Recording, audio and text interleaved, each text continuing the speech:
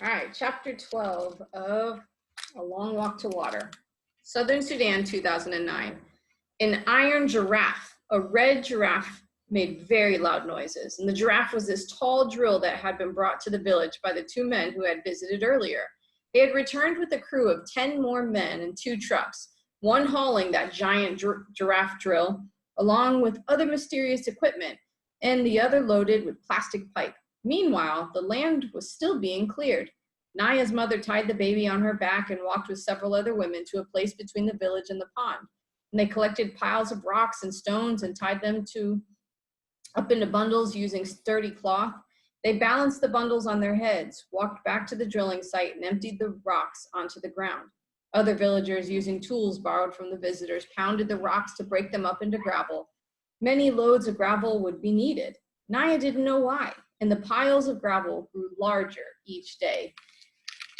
The clangor of machinery and hammer greeted Naya each time she returned from the pond. These unfamiliar noises that mingled with the voices of men shouting and women singing, it was the sound of people working hard together, but it did not sound at all like water. Eteng Refugee Camp, Ethiopia, 1985. Mother, mother, please. Salva opened his mouth to call out again, but the words did not come. Instead, he closed his mouth, lowered his head, and turned away. The woman in the orange headscarf was not his mother.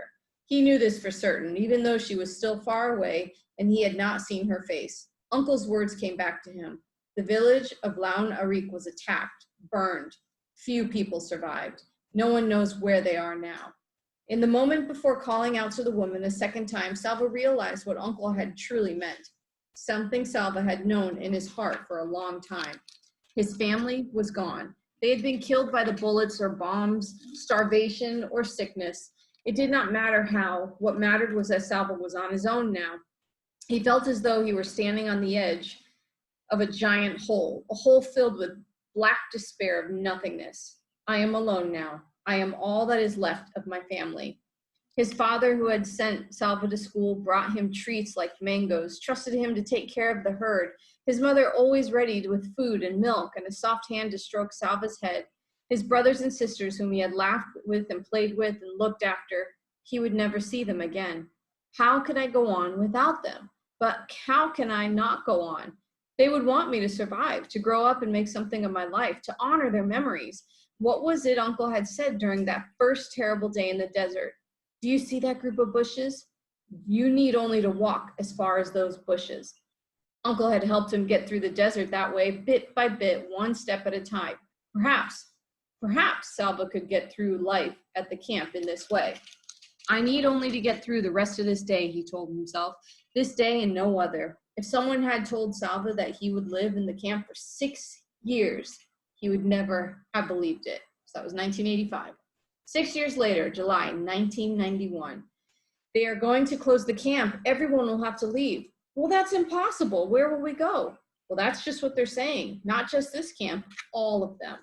The rumors skittered around the camp and everyone was uneasy. And as the days went by, the uneasiness grew into fear. Salva was almost 17 years old now, a young man. He tried to learn what he could about the rumors by talking to the aid workers in the camp. They told him that the Ethiopian government was near collapse. The refugee camps were run by foreign aid groups, but it was the government that permitted them to operate. If the government fell, what would the new rulers do to the camps? When the question was answered, no one was ready. One rainy morning, as Salva walked toward the school tent, long lines of trucks were arriving. Masses of armed soldiers poured out of the truck and ordered everyone to leave. The orders were not just to leave the camp, but to leave Ethiopia. Immediately, there was chaos. It was as if the people ceased to be people and instead became an enormous herd of panic, stampeding, two-legged creatures. Salva was caught up in the surge, and his feet barely touched the ground as was swept along by the crowd of thousands of people running and screaming. The rain, which was falling in torrents, added to the uproar. The soldiers fired their guns in the air and chased the people away from the camp, but once they were beyond the area surrounding the camp, the soldiers continued to drive them onward, shouting and shooting. And as he dashed ahead, Salva heard snatches of talk. The river. They're chasing us toward the river. Salva knew which river they meant, the Gilo River, which was along the border between Ethiopia and Sudan. They're driving us back To Sudan, Salva thought. They will force us to cross the river. And it was the rainy season, swollen by the rains. The Gilo's current would be merciless. The Gilo was well known for something else too, crocodiles.